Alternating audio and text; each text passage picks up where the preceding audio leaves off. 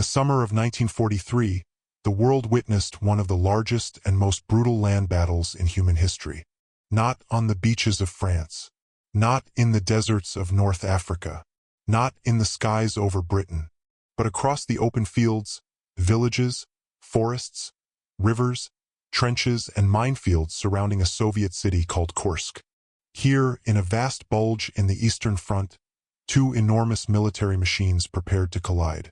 On one side stood Nazi Germany's Wehrmacht, hardened by years of war, still dangerous, still tactically skilled, and still armed with some of the most feared weapons of the Second World War. On the other side stood the Red Army of the Soviet Union, a force that had suffered almost unimaginable losses since 1941, but had not broken. It had retreated, rebuilt, adapted, and returned stronger than before. More than 2 million men would eventually be drawn into the struggle. Thousands of tanks and self-propelled guns would cross the battlefield. Aircraft would fill the skies. Artillery would tear the earth open hour after hour, day after day. Entire villages would disappear beneath smoke and fire. Fields would be transformed into graveyards of steel. And when the battle was over, the result seemed almost impossible to understand. The Soviets had lost enormous numbers of men and machines. In some areas, their losses were far greater than those of the Germans. Soviet tanks burned in huge numbers. Entire units were shattered, rebuilt, and sent back into battle. And yet, when the fighting ended, it was Germany that had lost. Not just a battle, not just an operation. Germany had lost the strategic initiative in the East. After Kursk, the Wehrmacht would never again launch a major strategic offensive against the Soviet Union. From that moment onward, the road of war led westward, across Ukraine, through Belarus, into Poland, across the Oder, and finally into Berlin itself. And beyond the Western horizon, another danger was growing.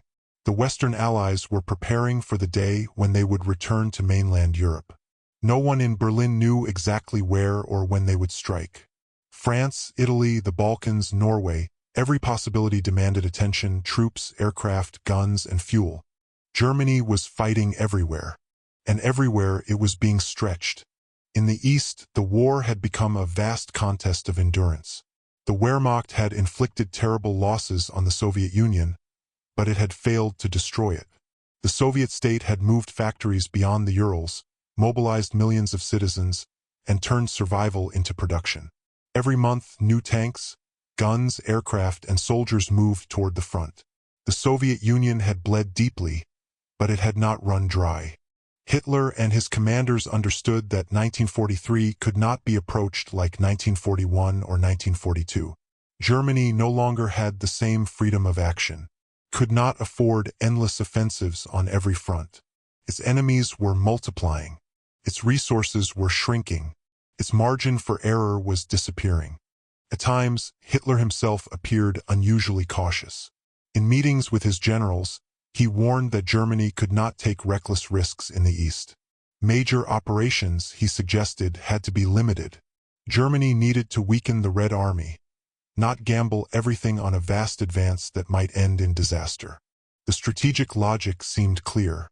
If the Western Allies attempted a landing in France and failed, then Germany might regain time and freedom. It could turn east again and strike the Soviet Union with greater force. Until then, the goal was to prevent the Red Army from launching its own great offensives.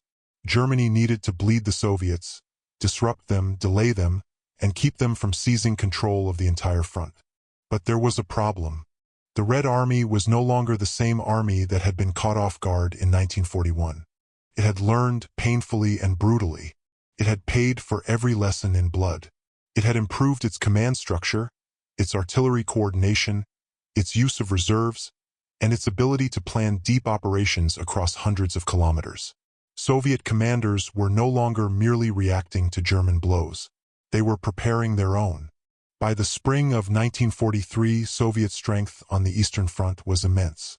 The Red Army held advantages in manpower, tanks, artillery, and aircraft. It had suffered disasters, but it had also gained confidence. It had stopped the Germans before Moscow.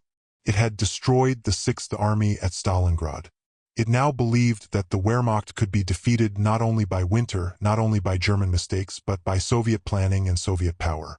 Soviet commanders looked at the map and saw opportunities. Around Orel, the Germans held a salient that could be attacked and reduced. Further south, the region around Kharkov and Belgorod offered the possibility of major offensives toward Ukraine. If the Red Army could break through, it might open the road toward Bryansk, Minsk, Poland, and East Prussia. It might threaten the German position in the south and force the Wehrmacht into a retreat from which it could never fully recover. Had these Soviet plans succeeded quickly, the war in the east might have reached its decisive stage far earlier than Germany feared. Berlin could not allow that, and so both sides began to focus on one place, Kursk. The city itself was not the largest, nor the most famous, nor the most symbolically important location in the Soviet Union. But the front line around it gave it enormous military significance. Soviet forces held a large bulge, or salient, projecting westward into the German lines. From the north and south, German forces stood on either side of this bulge. To German planners, Kursk looked like an opportunity. If they could attack from both sides, drive inward, and meet behind the Soviet forces inside the salient, they could encircle and destroy a massive concentration of Red Army troops. To Soviet planners, the same shape on the map looked like something else. A warning, and perhaps a trap. The Soviet High Command, known as the Stavka, expected the German attack. The geography of the front made the enemy's intentions almost impossible to hide. The Germans could strike from Orel in the north and from Belgorod and Kharkov in the south. If the pincers met, the Soviet armies inside the Kursk salient could be cut off. So the Soviets prepared not simply to defend Kursk, but to transform the entire region into a vast system of resistance. In the north, they deployed the Central Front under Konstantin Rokossovsky. In the south, they deployed the Voronezh Front under Nikolai Vatutin. Behind them stood a powerful reserve formation, the Steppe Front, commanded by Ivan Konyev. This reserve was not there merely as insurance.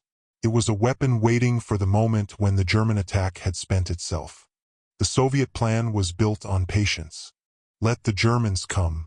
Let their tanks roll into prepared ground. Let their infantry fight through one defensive line after another.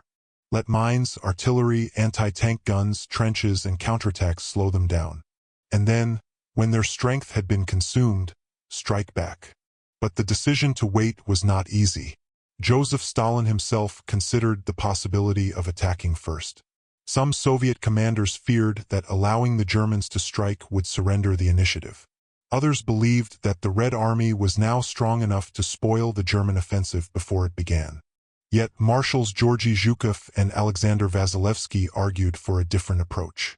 They believed that the Red Army would gain more by absorbing the German attack and exhausting it in prepared defenses. Germany's armored forces were still dangerous. The Wehrmacht was still skilled at mobile warfare. But if those armored formations could be forced into dense defensive belts, their advantages would shrink.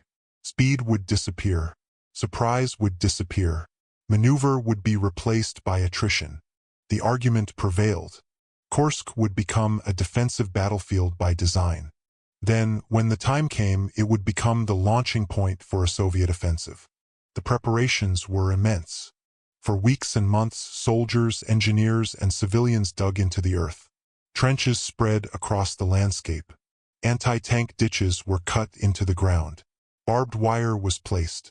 Firing positions were built and camouflaged. Minefields were laid in staggering numbers. Roads were studied. Villages were fortified. Artillery zones were calculated in advance. Every likely German approach was turned into a corridor of fire. The Soviets did not build one line. They built layers. If the first belt was broken, the Germans would find a second. If the second was pierced, they would meet a third. Behind the third stood more positions, more reserves, more artillery, more tanks, more infantry, more guns waiting to fire from concealed ground. The purpose was not simply to stop the Germans at the front edge.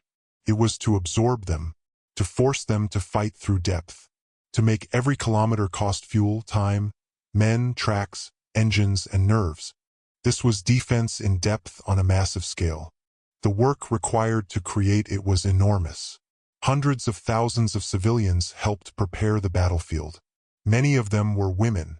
They dug, carried, built, and labored under the pressure of an approaching storm. Their work was not glamorous. It was not celebrated like a tank charge or an air battle. But without it, the Red Army's defensive plan could not have existed. The earth around Kursk became a weapon, and into that earth the Soviets placed mines in huge quantities. Anti-tank mines, anti-personnel mines, improvised mines, explosive traps. In some areas, mine density was so high that German engineers would have to crawl forward under fire just to open narrow lanes. A tank that left the cleared path risked losing a track. A vehicle that stopped became a target. A stalled attack became an artillery target. Behind the mines waited anti-tank strongpoints. These were carefully organized killing positions, often built around anti-tank guns, infantry with explosives, engineers, and sometimes tanks or self-propelled guns dug into the ground. Soviet crews concealed their vehicles so that only turrets or guns were visible. From a distance, a German tank crew might see nothing until the first shot struck. The Red Army also prepared to face one of the most feared German weapons of the time, the Tiger tank. The Tiger was not invincible, but it was formidable. Its armor was thick. Its 88mm gun was deadly. At long range, it could destroy many Soviet tanks before they could effectively reply. Soviet tests on captured German armor confirmed what many soldiers already feared. Defeating these heavy tanks would not be simple. So the Soviets trained for it. Tank crews and anti-tank gunners were instructed to aim for vulnerable points. Tracks, sides, vision slits, commanders' cupolas, and weaker angles. Infantry learned to attack immobilized vehicles. Artillery was positioned to fire from multiple directions. The goal was not always to destroy a Tiger with one perfect shot. Sometimes it was enough to blind it, stop it, isolate it, and then kill it. The Germans, for their part, were not blind to Soviet preparations. Reconnaissance aircraft photographed defensive positions. Commanders studied the belts. Instructions were issued on how to deal with Soviet anti-tank strongpoints. Stuka dive bombers, artillery, Tigers, infantry, engineers, and assault guns were supposed to work together. But war has always punished plans that depend on perfect coordination. Once the battle began, dust would hide the ground. Smoke would cover the fields. Radios would fail. Artillery would cut communications. Minefields would separate tanks from infantry. Infantry would fall behind. Engineers would be pinned down. Aircraft would not always arrive at the right time. A plan that looked clean in headquarters would become confusion under fire. And beyond the front lines, Soviet partisans struck at the German rear. They attacked railways, bridges, locomotives, and supply infrastructure. Their mission was to make every German movement harder. Every delayed train mattered. Every damaged bridge mattered. Every disrupted supply route added pressure to an army already preparing for a difficult offensive. By early July, Kursk had become more than a position on the map. It had become a fortress, a trap, a machine built to absorb and destroy momentum. And the Germans were preparing to drive directly into it. The German plan was called Operation Citadel. Its purpose was bold and simple. From the north, General Walter Model's 9th Army would attack southward. From the south, General Hermann Hoth's 4th Panzer Army and Army Detachment Kempf would attack northward. The two forces would meet behind the Soviet troops inside the Kursk salient, encircling them in a massive pocket. If successful, Citadel could destroy a large part of the Red Army's strength, shorten the German front, restore the initiative, and perhaps prove that Germany could still win major victories in the east. That was the dream. But beneath the surface of the plan lay danger. The Germans were attacking where the Soviets expected them. They were attacking prepared ground. And they were attacking late. The offensive had been postponed again and again. In April, General Model warned that his army was not yet strong enough. Hitler waited for additional forces and new equipment.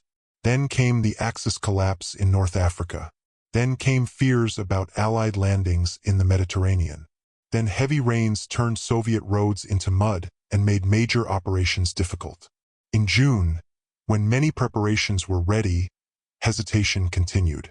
Some German commanders warned that delay was fatal. Every week gave the Soviets more time, more mines, more trenches, more anti-tank guns, more reserves, more coordination, more intelligence. They were right. A surprise attack might have had some chance of catching the Red Army off balance. But by July, the Red Army was waiting. Hitler finally approved the start of the operation for July 5, 1943. The German force was still formidable. It included hundreds of thousands of men, thousands of tanks, assault guns, artillery pieces, mortars, and aircraft. German formations had experience. German officers understood mobile warfare. German armored units still possessed a tactical edge in many situations. The arrival of new heavy tanks and assault guns gave commanders hope that technology could help break through Soviet defenses. But the Red Army had prepared an even larger force in and around the salient. More men, more guns, more tanks, more aircraft, deeper reserves, and most importantly, a plan that did not depend on stopping the Germans instantly. The Soviets could give ground. They could lose tanks. They could lose positions, and still continue the battle. This was the strategic difference that would define Kursk. The Germans needed a decisive breakthrough. The Soviets needed only to prevent one. On the night of July 4th to July 5th, German soldiers crossed the lines and surrendered to the Soviets, warning that the attack was imminent. Soviet commanders responded by launching a preemptive artillery barrage intended to disrupt German assembly areas and confuse the attack before it began. For decades, Soviet accounts described this bombardment as a brilliant success that shattered German plans, caused heavy losses, and delayed the offensive. The story became part of the legend of Kursk. But the reality was more complicated. Much of the barrage came too early. Many German troops had not yet moved into their final attack positions. Shells struck empty or lightly held areas. The disruption was real in places but limited. German aircraft also struck back hard, and Soviet aircraft suffered heavy losses on the first day. The German offensive was not destroyed before it began. At dawn, the real battle opened. On July 5, 1943, Operation Citadel began. The sky filled with aircraft. German artillery roared across the front. Engines coughed, rumbled, and then thundered forward.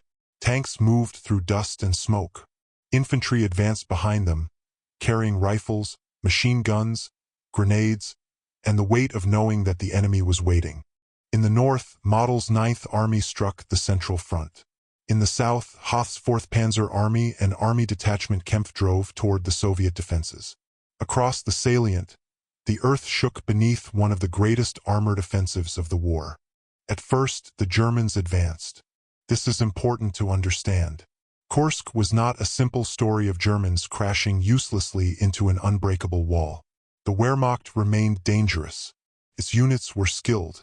Its artillery, armor, and tactical coordination could still achieve results. German tanks and assault guns pushed into the first Soviet defensive belt. In some areas, they penetrated into the second. Soviet units suffered heavily. Positions were overrun. Strong points were smashed. Counterattacks failed. For Soviet commanders, the opening days were alarming. Months of preparation had not stopped the Germans at the first line. German heavy armor inflicted serious losses. The Tiger tank, especially at longer ranges, proved deadly. German crews used superior optics, range, and experience to destroy Soviet vehicles before many could reply effectively. In the north, Rokossovsky recognized the danger of sending Soviet tanks directly into German heavy armor. He ordered his tank forces to avoid head-on duels with Tigers whenever possible. Soviet armor was to strike infantry, lighter vehicles, disrupted formations, and vulnerable targets rather than sacrifice itself in frontal attacks. It was a harsh lesson. Bravery could not replace physics. A tank crew could be courageous and still burn if ordered into the wrong fight. In the south, the German advance was stronger. Hoth's panzer forces drove deeper, pushing through defensive belts and threatening the Soviet rear. The fighting became a storm of tanks, artillery, anti-tank guns, aircraft, and infantry. Soviet counterattacks were thrown in quickly, sometimes before they were properly coordinated. Some were destroyed with terrible losses. German tactical success was real, but so was the cost. Every advance required clearing mines. Every minefield slowed the armor. Every delay exposed vehicles to artillery. Every anti-tank position had to be suppressed or overrun. Infantry had to keep pace with tanks but often could not. Engineers had to open lanes while under fire. Commanders had to make decisions through dust, smoke, and incomplete reports. The German attack moved forward, but its rhythm was being broken. A fast operation was becoming a grinding battle. And grinding battles favored the side with more reserves. Mines tore tracks from tanks and assault guns. Immobilized vehicles blocked paths and drew fire. Artillery struck assembly points and road junctions. Soviet anti-tank guns opened from concealed positions. Infantry clung to trenches and strong points. When one line fell, another waited behind it. The Germans had expected a difficult battle, but they had not fully understood the depth of what they faced. In the north, Model's Ninth Army soon became trapped in a brutal struggle against layered Soviet defenses. Progress slowed dramatically. The third defensive belt proved especially difficult. Soviet artillery fire became devastating. German infantry suffered heavily. Vehicles were lost not only to direct fire, but to mines and mechanical strain. German reports began to note that Soviet methods against heavy tanks were improving. Red Army gunners had learned to target vision devices, cupolas, tracks, and weak points. The Soviets might lose many weapons in the process, but they were learning and adapting in real time. In the south, Hoth's forces achieved deeper penetration, and for a time, the situation seemed more dangerous for the Soviets. German panzer formations drove toward the area around Prokhorovka. If they could break through decisively, the southern pincer might still threaten the Soviet rear. But even here, the Germans were not free. They were being pulled into the defensive system. The deeper they advanced, the more their flanks stretched. The more they pushed forward, the more they depended on supply lines crossing damaged, mined, contested terrain. The more they fought, the more their irreplaceable crews, vehicles, and officers were consumed. The battle was becoming exactly what the Soviet High Command had hoped it would become. A battle of attrition. And in such a battle, Germany faced a terrible truth. The Red Army could suffer more and continue. Germany could not. On July 12th, near the village of Prokhorovka, one of the most famous armored clashes of the Second World War unfolded. For decades, Prokhorovka was presented as the great Soviet tank victory of Kursk. The story became iconic. Soviet tanks charging at close range, closing the distance against the German Tigers, sacrificing themselves in a heroic armored collision, and smashing the elite Waffen SS panzer formations. It was a powerful image. But history is often more complex than the image it leaves behind. The Soviet plan at Prokhorovka was ambitious.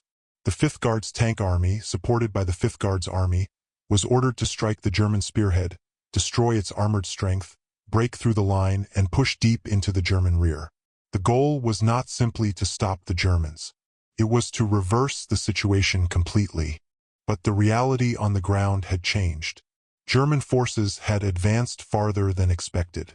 Soviet intelligence and coordination were imperfect. Commanders were under pressure. Marshal Vasilevsky, sent by Stalin to supervise the critical area, recognized the danger and ordered action. The Soviet attack began in haste. As the 5th Guards Tank Army moved forward, the battlefield erupted into confusion. Terrain, smoke, dust, and the pressure of battle disrupted formations. Soviet tanks charged into narrow spaces and crowded approaches.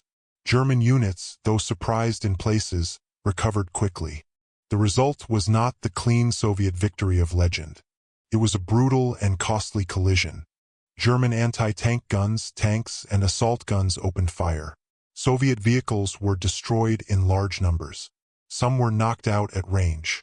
Others were hit in close fighting. The battlefield became a chaos of burning armor, shattered tracks, shouting infantry, exploding ammunition, and men trying to survive inside metal machines that could become furnaces in seconds. Some German soldiers later described the shock of the Soviet assault with words of terror. Tanks everywhere, infantry riding on them, aircraft overhead, men fighting at close range, confusion swallowing the battlefield. But surprise did not become collapse. The Germans held. At the tactical level, Prokhorovka was a severe Soviet defeat. Soviet tank losses were extremely high, while German losses were far lower than the legend later claimed. The Red Army paid a terrible price for the attack. And yet, Prokhorovka did not save Operation Citadel. This is the paradox of Kursk in its clearest form. The Germans could win the local fight. They could destroy more tanks. They could inflict devastating losses. They could hold their ground against a massive Soviet attack. And still, they could lose the campaign. Because Prokhorovka did not give the Germans what they needed most: a decisive operational breakthrough. It did not encircle the Soviet forces. It did not destroy the Red Army's reserves. It did not reopen the path to victory. The Soviets had suffered badly, but they had not broken.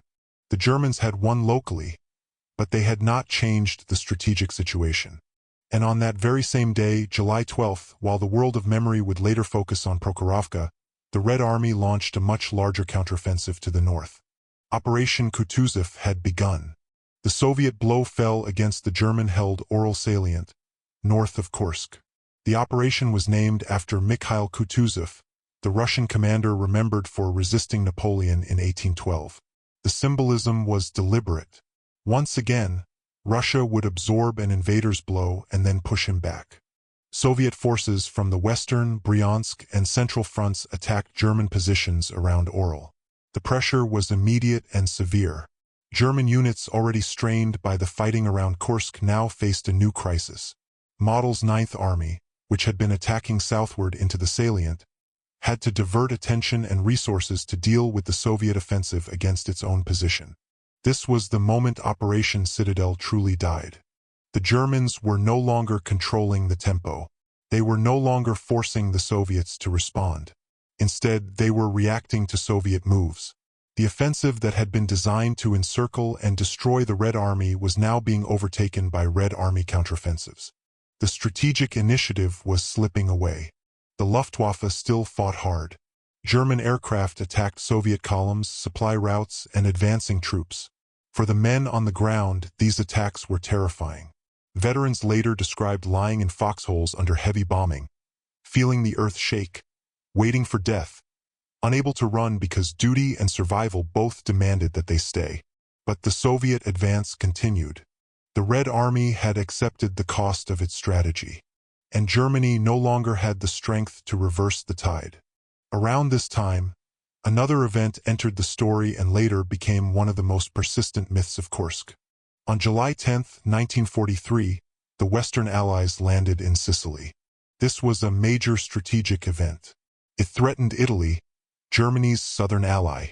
It raised the possibility that Italy might collapse or leave the war. It forced Hitler to worry about the Mediterranean and the defense of southern Europe. For years afterward, many accounts claimed that Hitler stopped Operation Citadel mainly because of Sicily, withdrawing forces from the Eastern Front to meet the Allied threat. But this explanation gives Sicily too much credit for what happened at Kursk. The Allied landing mattered. It added pressure. It made Germany's overall strategic situation worse. But Citadel was already failing. The German attack had not achieved the decisive breakthrough it required. Soviet defenses had absorbed it. Soviet counteroffensives had begun. German formations were tired and worn down. The operation had lost momentum. When Hitler spoke of needing forces for the Mediterranean, it helped him persuade commanders such as Field Marshal Erich von Manstein that the offensive had to end. But the deeper truth was simpler. Operation Citadel had failed because it could not achieve its objective. The Germans had driven into the salient. They had fought hard. They had inflicted great losses. But they had not destroyed the Soviet armies. They had not regained the initiative.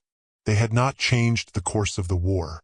Germany had launched its last great strategic offensive in the east, and the Red Army had survived it. But the Battle of Kursk did not end when the German offensive stopped.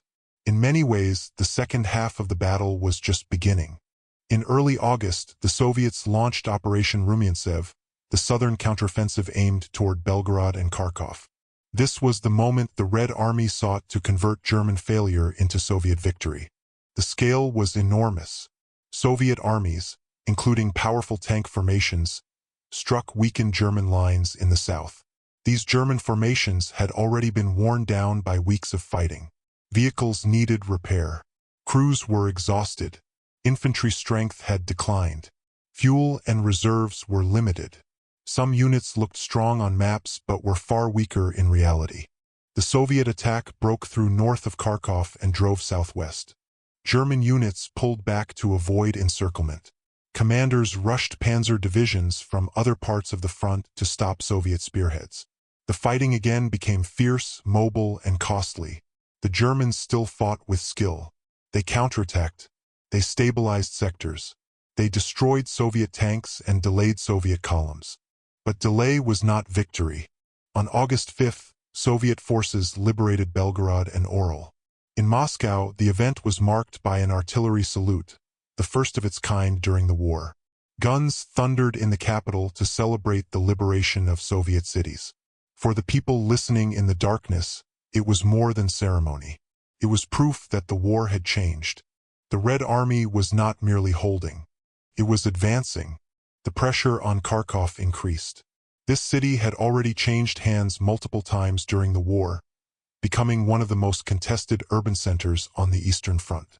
For Hitler, holding Kharkov carried political and psychological weight. For the German army, however, the danger of encirclement was becoming too serious to ignore. Soviet forces pressed from multiple directions.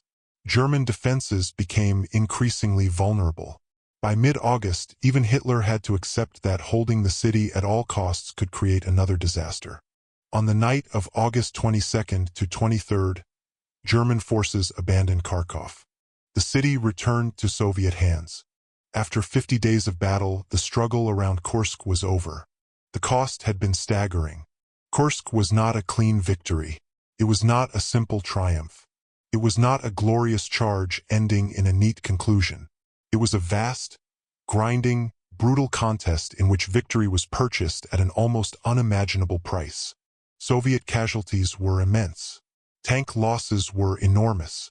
Entire formations were mauled. The Red Army won, but it paid heavily. German losses were smaller in many categories, but Germany could not afford even those losses in the same way. A destroyed German tank was not just a machine. It represented trained crew, industrial effort, transport capacity, fuel, spare parts, and time. A dead veteran officer could not be replaced easily. A damaged panzer division could not simply be restored overnight. This difference mattered more than the raw numbers. The Soviet Union had depth. It had population. It had factories. It had reserves. It had strategic space. It had the ability, however painful, to absorb losses and continue.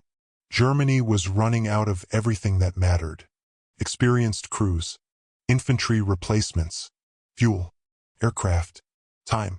The Wehrmacht could still win battles, but it could no longer win the war of replacement. Every German loss at Kursk weakened a force that was already overextended across Europe. Every Soviet loss was terrible, but the Soviet system could replace enough of them to keep moving. That is why Kursk can seem so contradictory. The Red Army suffered more, but Germany lost something more decisive. It lost the ability to shape events in the east. After Kursk, the Wehrmacht would still fight hard. It would still counterattack. It would still inflict defeats and delays. It would still destroy Soviet tanks by the thousands in the campaigns to come. But it would no longer decide the direction of the war. The great strategic blows would now come from the Soviet side. The German army would react. It would retreat. It would try to stabilize the front. It would try to trade space for time. But time was no longer on Germany's side. The road to Berlin had opened. It would still take nearly 2 more years to reach the German capital. Those years would contain some of the most destructive fighting in human history. Ukraine, Belarus, Poland, Hungary, East Prussia, and Germany itself would be torn apart. Millions more would die. Cities would burn. Armies would vanish. Civilians would suffer under occupation, retreat, revenge, hunger, and ruin.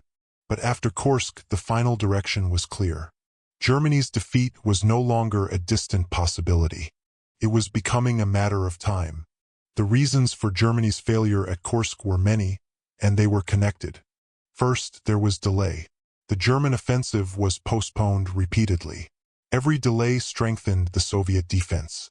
What might have been a dangerous gamble in April or May became an attack against a prepared fortress in July. Timing is often decisive in war. Kursk, Germany missed its best moment. Second, there was underestimation. German commanders understood that the Soviets were strong, but they underestimated the depth of Soviet preparation and the size of Soviet reserves. They believed that superior tactics and heavy armor could still force a decisive breakthrough. They did not fully grasp how much the Red Army had changed since the early disasters of the war. Third, there was attrition. Germany could not afford the kind of battle Kursk became. The Wehrmacht needed maneuver, speed, disruption, and encirclement. Instead, it got minefields, defensive belts, artillery, and reserves. It got a battle where tactical victories did not produce strategic results. Fourth, there was Soviet operational design. The Soviets were not merely defending passively. They were defending in order to attack. Their defensive system was meant to weaken the German blow, while powerful reserves waited for the moment to counterattack. Kursk was not a wall.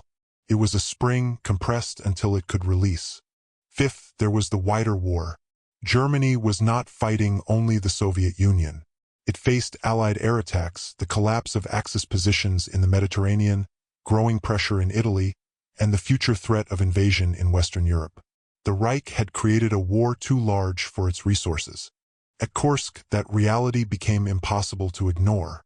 The battle also left behind myths that lasted for decades.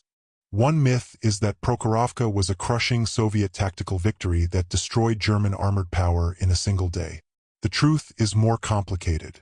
Prokhorovka was extremely costly for the Soviets, and German losses were far lower than later accounts often claimed. But the myth survives because it expresses a strategic truth, even if it distorts the tactical one. The Soviets did stop the German campaign. They did absorb the blow. They did continue fighting. Prokhorovka was not the victory of legend, but it belonged to a larger victory that was real. Another myth is that the Soviet preemptive artillery barrage on the night before Citadel ruined the German offensive before it began. In reality, the barrage had limited effect. The Germans still attacked. They still advanced. What stopped them was not one dramatic bombardment, but the cumulative power of prepared defenses. A third myth is that Hitler ended Citadel mainly because of the Allied landing in Sicily. Sicily mattered, but Citadel had already failed to produce the breakthrough Germany needed. The Soviet counteroffensive at Orel forced German attention away from attack and back toward defense. The operation ended because the battlefield had made its continuation pointless.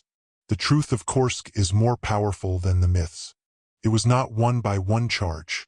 It was not decided by one tank battle. It was not reversed by one order from Hitler.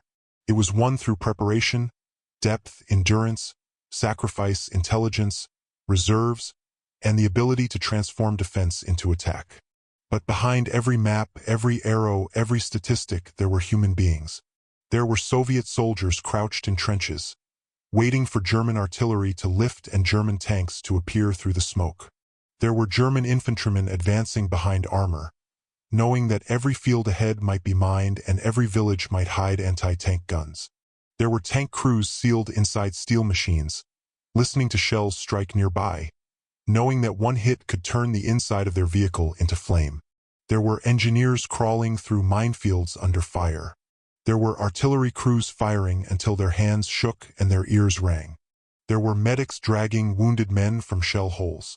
There were commanders receiving reports that were already outdated by the time they arrived. There were civilians who had dug the defenses, civilians who had fled the villages, civilians who returned to find homes destroyed and fields filled with wreckage and bodies. The Eastern Front was not only a military campaign. It was a human catastrophe. For the Soviet people, the war was a struggle for survival.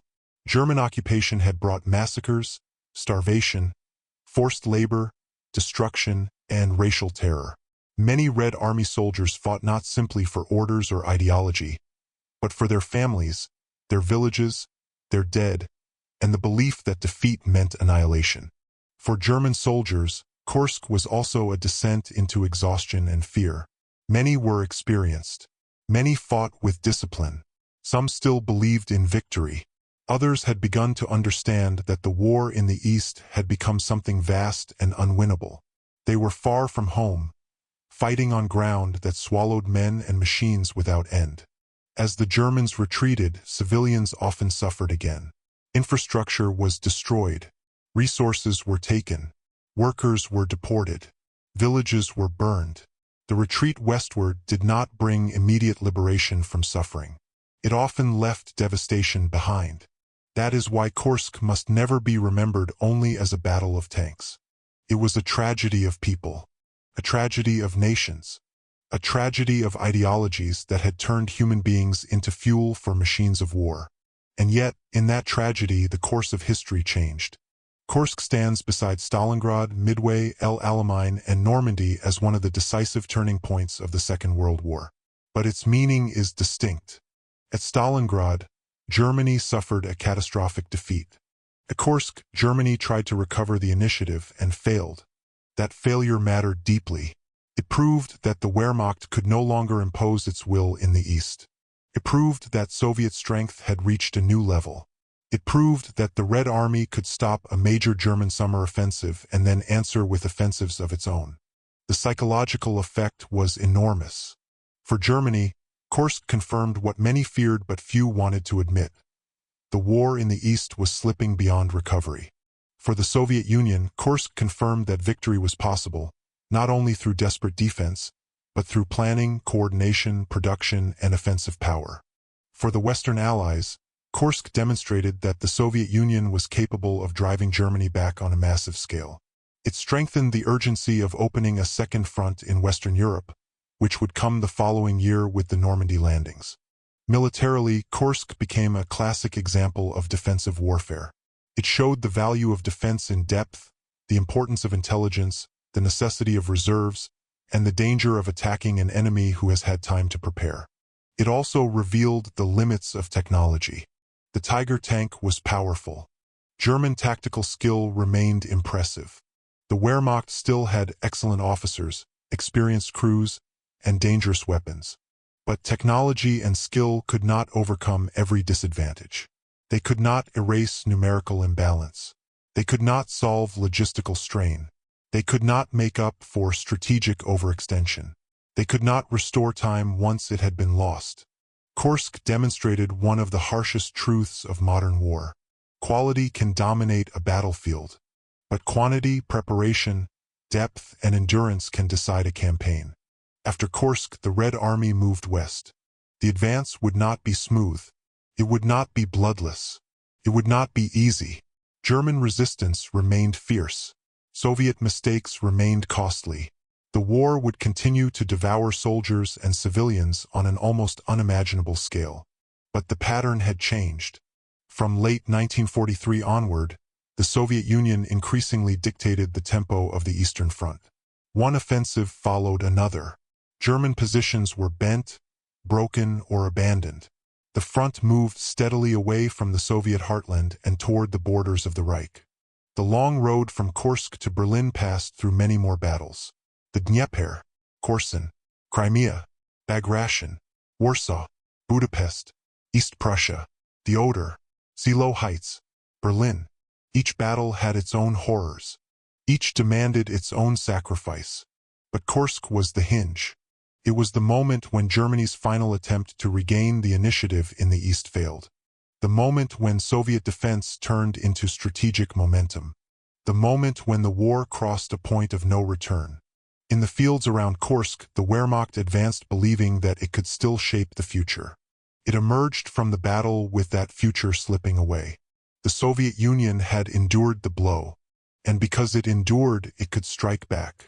History is not always decided by who loses less. Sometimes it is decided by who can absorb the loss and still continue. At Kursk, the Soviet Union absorbed punishment on a scale few nations could have survived. Germany inflicted terrible damage, but could not convert damage into victory. And that difference changed the war. The fields of Kursk became more than a battlefield. They became the graveyard of Germany's last great eastern offensive. They became the place where the Red Army proved that it could meet the Wehrmacht at the height of summer, withstand its armored power, and then push it back. They became the beginning of the long final march toward Berlin. The battle was fought with tanks, guns, aircraft, mines, and men. But it was decided by preparation, endurance, and the brutal mathematics of total war. And when the guns finally fell silent around Kursk, the world had changed. The Third Reich was still standing. Its armies still fought. The cities still produced weapons. Its leaders still demanded obedience. But the direction of history had turned against it. From Kursk onward, the question was no longer whether Nazi Germany would be defeated. Only when. Only how far the armies would have to march. Only how many more cities would burn. Only how many more lives would be consumed before the final battle came to Berlin. Kursk was not the end of the war, but it was the beginning of the end. And in the summer of 1943, amid smoke, fire, mud, steel, and sacrifice, the fate of the Eastern Front was decided. If you found this journey through one of history's greatest battles valuable, subscribe to the channel and activate the notification bell for more in-depth historical documentaries. Tell us in the comments, from which city or country are you watching? And what battle, campaign, or historical event would you like us to cover next? Until the next documentary, thank you for watching.